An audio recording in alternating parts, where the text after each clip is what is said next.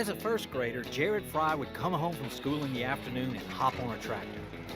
This was the start of a lifelong career in farming, and nearly 50 years later, he's still doing what he loves to do.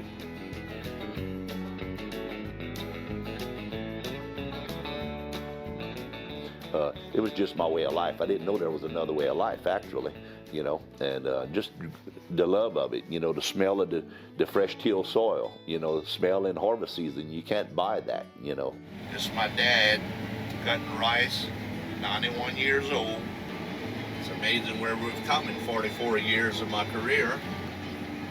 It's making life too easy for this younger generation coming up. Running with auto steer, cutting by itself. Being from Acadia Parish, rice has played a large role in Frey's life. At one point, he was farming 4,500 acres of it. Now, much of the rice he grows is seed rice, which presents its own challenges. Then we moved into raising seed rice over the years. Now we're about 85% of our crop is seed rice. It's extra work, but our whole staff is so accustomed to it. It's second nature to us. You have to clean your equipment when you go from one field to the next. But now it's a lot simpler. All of our farms are clean. We don't have red rice problems or outcross problems.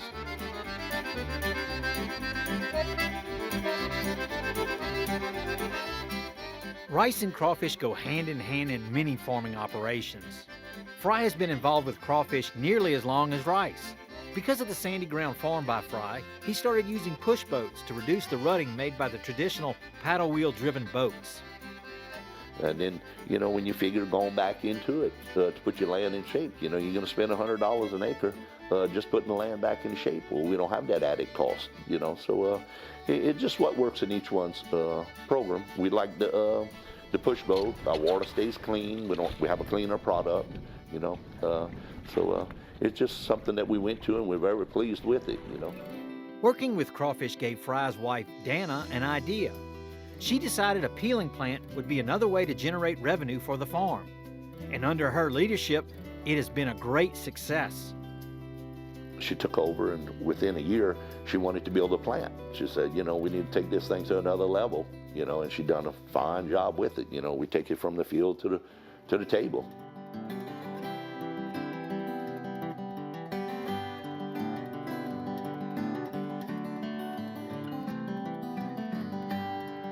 Frey has faced many challenges in farming, but none as big as the difficulties he faced with his health. 20 years ago, he lost both of his kidneys and got a transplant from his sister. 4 years ago, he was diagnosed with lymphoma and had to undergo chemotherapy. But with the help of his wife and staff, the Frey farm didn't miss a beat. I was lucky I had a good staff and still today have a good staff. I always said it's not about, I'm nothing without my staff, my wife, and my wife plays a big role in everything. A lot of farmers, for as FSA is concerned, the farmer's wife owns half. Well, my wife is actively involved. She can run this whole operation. So she was the backbone behind it all.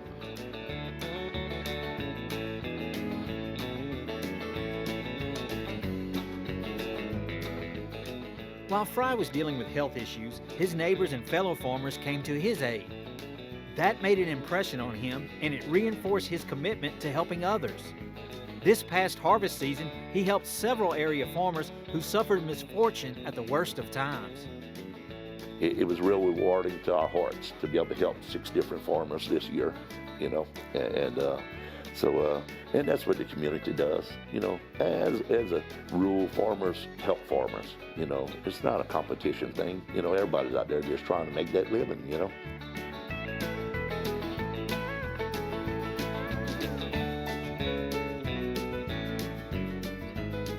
Because of what Frey has been given, he gives back to his community, including hosting Santa on the Pond, an event that brings more than 4,000 people on his farm to celebrate Christmas. From his fields to his philanthropy, Frey feels fortunate what life has brought him, which now includes a place in the Louisiana Agriculture Hall of Distinction. Well, it's humbling. I think it's way more than I deserve. I would thank the good Lord. I'm accepting the honors, but I'm accepting it on behalf of everyone, you know. But we all work together. We just here to make a living, you know. And I've been blessed. I can't say that enough. I've been blessed. Congratulations again to Frey and the other inductees, Jackie Theriault and Dr. Steve Linscomb. We'll share the story about Dr. Linscomb in next week's show.